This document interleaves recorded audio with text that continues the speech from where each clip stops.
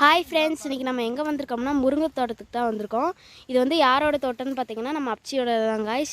இன்றைக்கி வந்து காலையிலே ஒரு 8 மணிக்கெலாம் வந்துட்டோம் காய்ஸ். வந்து முருங்கைக்காலாம் ஒடிச்சு கற்றை கட்டியாச்சுங்க காய்ஸ். இனி அடுத்து கோயிலூரில் கொண்டு போய் போட்டு வந்துடுவாங்க காய்ஸ்.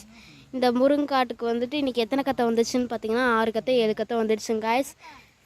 இப்போ வந்துட்டு நான் என்ன பண்ண போகிறேன்னா எங்கள் முருங்கை தோப்பை தான் காய்ஸ் காமிக்க போகிறேன், வாங்க பார்க்கலாம். பார்த்துங்க காய்ஸ், இதான் காய்ஸ் எங்கள் முருங்கை தோப்பு.